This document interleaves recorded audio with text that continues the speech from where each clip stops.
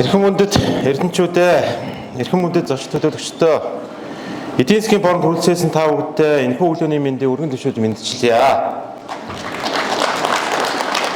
Орхон аймаг Эрдэнэ тот нь 2017 оноос хойш 2 жил тутамд энэхүү бормын арга хэмжээг зохион байгуулж ирсэн ба 5 дахь удаагийн эдийн засгийн форум нь хойд бүс Эрдэнэт 2025 нэрийн дор зохион байгуулагдаж байна.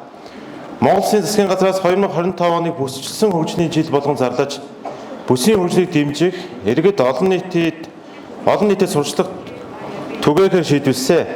Эрхэм мөндөд зоч төлөөлөгчдөө би та бүхэнд өмнөх он жилүүдийн товчхон сануулъя. Анх 2017 онд бид Эрдэнэ төвлөрөлтөй хамтран бизнес форум Эрдэнэт нэрийн дор аймгийн бизнес эрхлэгчдэд дэмжих, гадаадын хөрөнгө оруулалтыг татах боломжийг нэмэгдүүлэх, Эрдэнэ хотоо хөгжүүлэх, иргэдийн ажилтай, орлоготой байлгах, орон нутгийн хэмжээнд төр хувийн хэвшлийн түншлэлийг хөгжүүлэх, бизнесийг дэмжих, Эрдэнэ төвлөрдөр болон бусад томоохон аж ахуй нэгжүүдийнхаа тусалцааг авч хамтран ажиллах, Эрдэнэт шинжилгээ ухаан технологийн паркын ажлыг чигдрүүлэх, гадаадын хөрөнгө оруулалтыг татах зорилт тавин хэрэгжүүлж тодорхой үр дүнд хүрч байсан. 2019 онд үндэсний хөгжлийн газартай хамтран эдийн засгийн форум 2019 чуулган бүсчилсэн хөгжлийн бодлогын хилцүүлэг нэртэйгээр зохион байгуулж Монгол улсад үйл ажиллагаа явуулж байгаа элчин сайдын яамдууд болон нэгдсэн үндэсний байгууллагын хөгжлийн хөтөлбөр, Дэлхийн банк, Европын цэргийн бусгалын банк, JICA олон улсын байгууллага, Германы хамтын ажиллагааны нийгэмлэгийн төлөөлөл болон аймаг орон нутгийн бизнес эрхлэгчид аж ахуй нэгжийг оролцуулан байгаль орчин, нийгэм, эдийн засаг, засаглалын доктортой хөгжил бүхий 4 салбар хуралдаантайгаар орон нутгийн доктортой хөгжлийн бодлогыг тодорхойлж байсан. Эрдэнэт хөгжил 2021 эдийн засгийн форумыг технологи, түншлэл, хөрөнгө оруулалт дураандор зохион байгуулж төр бизнесийн байгууллагуудын олон талт түншлэл, харилцаа холбоог сайжруулах, хөрөнгө оруулалтыг татах, шинэлэг, технологи суурилсан бизнесийн төслүүдийг хэрэгжүүлж эдийн засгийн эргэлтэд оруулах замаар Эрдэнэт хот бүс нутаг цаашлаад улс орны эдийн засгийн хөгжилд түлхэц өгөх зорилт дэвшүүлэн дэлхийг хамарсан цар тахлын жилд анх удаа цахим болон танхим хослуулан зохион байгуулж байсан. Монгол улсын урт хугацааны хөгжлийн бодлого алсын хараа 2050 шин сэргэлтийн бодлогын хүрээд хамтдаа Эрдэнэтэд хөгжиж 2023 эдийн засгийн форумыг мэдээлэл технологийн байгууллагуудын экспо, орон нутгийн цахим шилжилт, хот хөдөөгийн сэргэлт, хүн амын өсөлтийг дэмжих хөтөлбөрүүдийг хэрэгжүүлэх чиглэлээр зохион байгуулж байсан. Тус форумоос орон нутгийн нийгэм эдийн засгийн хөгжлийг хурцлах, бизнес эрхлэгч аж ахуй нэгж байгууллагуудыг идэвхжүүлэх, аж үйлдвэрийн 5 дугаар хувьсгалтай хөл нийлүүлэн хөгжих эхлэлийг тавьсан. Өнөөдрийн энэ цагт ор бид дэлхийн хөгжлийн чиг хандлагыг тодорхойлж буй хиймэл оюун ухаан, дата өгөгдөл бүхий AI технологийн хувьсгалыг хөгжлийн хувьсгуур болгон ашиглаж, иргэдийнхээ аж төрөх, хувьсан шинжлэгдэж буй ирээдүйн үедээ зориулсан тэмүүлсэн чиг хандлага бүхий технологи, шинжилэлт хувьсан хөрвөх, бүтээж ухаалаг, тогтвортой ирээдүйн төлөө хойд бүс Эрдэнэт 2025 эдийн засгийн форумыг зохион байгуулж байна. Энэхүү форумоос та бүгд Эрдэнэт хотыг 2036 он хүртэл хөгжүүлэх бодлогын чиг хандлагыг судлан хамтын ажиллагааны шин санаа, бизнесийн доктортой орон зай, бүс нутгийн хөгжил, цэцгэлтэнд хөрөнгө оруулалт хийж, өр өгөөж хүртэх гарц шийдлээ олно гэдэгт найдаж байна. Форумын үйл ажиллагаа нээснийг мэддэгдээ та бүдтэй ажил амьдралд нь өндрөөс өндөр амжилтыг хүсээрэй. Баярлалаа та бүдтэй. Эрдэнэт хот хамтаа сүндэрсэн. Эрдэнэчүүд бид олон жилийн хугацаанд улсын төсвийн 30%-ийг, орон нутгийн төсвийн 90%-ийг одоо бүрдүүлж ирсэн. Ийм төвхтэй манай хот уулуурхайг дагсан үндэсний эдийн засгийн өсөлтийн гол төв нь бол байсан гэдгийг та бүхэн мэдж байгаа. Өнөөдрийн байдлаар Эрдэнэ хотод 106,387 хүн амтай байна. Хүн амын нэгтгэжлээрээ нийслэлийн дараа 2 дугаар тэлэлдэж байна. Нэг хүнд ногдод дотоодын нийт бүтээгдэхүүн нэрээ 40 орчим сая төгрөг буюу үүгээрээ бас 2 тэлэлдэж байгаа. Нийт 30 гаруй мянган өрхтэй. За эдгээрийн маань тал орчим хувь буюу 50 орчим хувь орон сууцд амьдардаг, 50 орчим хувь нь гэр оролд амьдарж байгаа. Та бүгд бас энэ тоог сайн анхаараарай гэж хүсье. Бидний бүх зүйл бас тийм асуудалгүй сайхан биш вэ? Учир нь юу вэ гэвэл уулгын орлогыг тооцохгүй бол эдийн засгийн өсөлтөөрөө 21 аймагаас 19 ч өсөж байгаа. За нэг хүнд ногдох дотоодын нийт бүтээгдэхүүнээр 7.4 сая төгрөг. За бидний өмнө 7.5 сая төгрөгтэй Уус аймаг 18 ч өсөж байгаа жишээ нь. Тийм учраас нэг салбараас хамааралтай эдийн засаг байгаа нь урт хугацаанд эрсдэлтэй байна гэж харж байгаа. Тиймдээч бид бүгдэд хөгжлийн шинэ үзэл баримтлал заашгүй хэрэгтэй байна. Эдийн засгийн форумын маань гол агуулга ирээдүйн Эрдэнэт 2036 хүртэл хэрхэн хөгжих вэ гэдэг энэ үзэл баримтлалыг бид бүгд та бүгдээ өнөөдрийн илтгэлүүд уялдаж хүрнэ гэдэгт хэлье. За хөгжлийн үзэл баримтлалаа бид бүгд холбогдох хууль, үндэсний болон орон нутгийн болон олон улсын хөгжлийн бодлогын бэрийн дэвчгүүд за төсөл хөтөлбөрүүдтэй уялдуулан боловсрууллаа. За Алсын гараа 2050 урт хугацааны бодлого, за засгийн газрын бодлогууд, Монгол Улсын ерөнхийлөгчөөс санаачилсан үндэсний хөдөлгөөнүүд, за мөн аймгийг хөгжүүлэх 2035-аас 2050 45 хүртэл хөгжүүлэх ерөнхий төлөвлөгөө, застрагын 2024-өөс 25 оны 28 оны үйл ажиллагааны хөтөлбөргээд эдгээрийг үндэслэж бид бүгд хөгжлийн үзэл баримтлалаа бодлогын үндэслэлээ гаргасан. Иймээс бидэнд хөгжлийн шинэ үзэл баримтлалаа тодорхойлж цаашдаа бид бүгд энэний дагуу 12 жилийн хугацаанд буюу 1 жил нэг үеийг 4 циклээр авч өгч яаж хэрхэн хөгжих үү гэдгээ та бүдэд тодорхой хэлнэ. За бид бүгд хөгжлийн шинэ үзэл баримтлалаа за холбогдох хуулийн дагуу за стандарт нийцсэн за шинжлэх ухааны үндэслэлтэйгээр боловсруулж та бүдэд танилцуулах гэж байна. За өнөөдрийн арга хэмжээг нээж хуурын мэдлэгээ дэвшилсэн бүх залуучууд маань 12 жилийн дараа насанд хүрсэн ийм залуучууд болно. Тийм учраас бид бүгд 12 жилийг нэг үеийг төлөөлөх бодиттой хугацаа гэж харж байгаамаа. Бид хөгжлийг бүтээж байх хэрэгтэй гэж үзэж байгаа. Бүтээж байна гэдэг маань шинийг санаачилсан бүхэн маань байгаль орчинд ээлтэй үйлдвэрлэл буюу нөхөн сэргээгдэх баялаг байх ёстой. Мөн бид бүгд хамтдаа амьдрах таатай орчныг бүтээх ёстой. Бид бүтээж байж орлоготой болсноор таатай орчныг бүтээж чадсанаар заашгүй ухаалаг амьдрах шаардлагатай байгаа.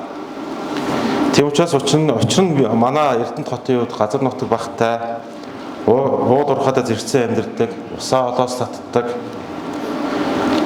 хөдөө аж ахуйн бэлчээр багтай, доктортой хөгжлийн судалгаанаас харвал хүлэмжийн ялгаруулалтаараа улсад тэргүүлдэг. Тиймээс бид ухаалаг байх хэрэгтэй. Ухаалаг байж чадна гэдэг маань усаа хэмнэдэг, дахин боловсруулж ашигладаг, цаасны хэрэглээ багтаа буюу цахим судалгааны үндэслэлтэй шийдвэр гаргадаг байхыг хэлнэ гэж боддог. Тийм учраас бид бүгд ухаалаг хотын төлөө хамтдаа хөгжих ёстой. Бид өнгөрсөн хугацаанд 50 жилд эдийн засгийн өсөлтөөрөө тэргүүлсэн. Гэхдээ бидний өмнө байгаль орчин, нийгмийн болон бусад тулгымцсан асуудлууд зөндөө байна. Тиймээс бид цаашдаа байгаль орчин, нийгэм эдийн засгийн хөгжлийн бодлогыг тэнцвэртэй авч явдаг доктортой хөгжлийн үзэл баримталтай байхыг эрхэлж байгаа. Бид аливаа хөгжлийн арга хэмжээ, төслөө эдгээр үзэл баримтлалуудаар хэрэгжүүлэхээр төлөвлөсөн. Үзэл баримтлал маань Эрдэнэт хотын логоны чандман эрдэнэс үүссэн. Бид хөгжлийг бодлогын түвшинд зангидж авч үзээгүй билээ. Бүтээж ухаалаг доктортой үзэл баримтлалын хүрээнд 2025-аас 2028 онд эрүүл оюунлаг хот төсөл, ухаалаг хот төсөл, цэвэр агаартай хот төсөл гэсэн 3 төслийн хүрээнд 60 дэд төслийг хэрэгжүүлэхээр төлөвлөсөн. За эдгээрийг манай дараагийн илтгэгчнэр маань тодорхой 60 төслийг та бүдэд танилцуулнаа. За эрүүлэг оюунлаг хот төслийн хүрээнд шинэ сургууль, цэцэрлэг барьж удаашаалтай бүтээн байгуулалтыг ажилтанд оруулах, хүүхэд гэрээсээ хамгийн ихдээ 1 км зайд цэцэрлэгтээ явах, за 1.5 км зайд сургуульд очдог байх, анги дүүрэлтийг цэцэрлэгт 20-25, за сургууль 25-аас 30 байх нөхцөлийг бүрдүүлснээр ойрхон цэцэрлэг, ойрхон сургууль, эрүүл орчин, хүүхэд сурах, хөгжих таатай орчныг бүрдүүлнэ гэж тооцоолж байгаа.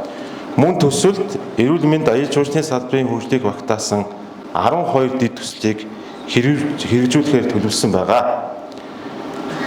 За эрүүл оюулаг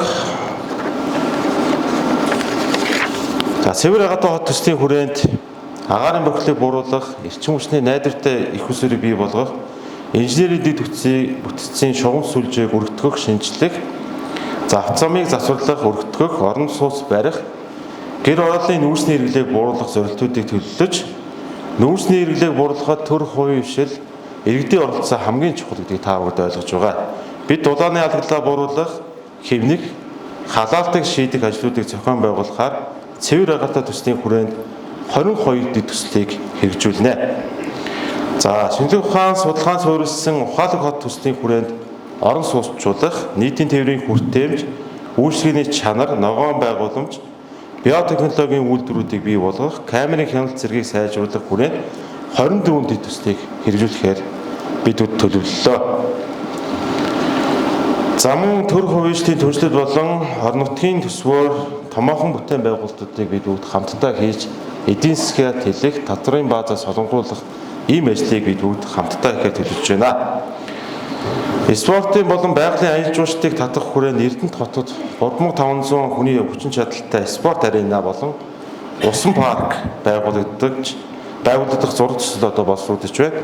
Эдгээр байгууламжид нь спорт, аян жуулчдын салбарын хөгжил, хүү амын эрүүл мэнд, аймгийн эдийн засгт эерэг нөлөө үзүүлнэ гэж тооцоолж байгаа.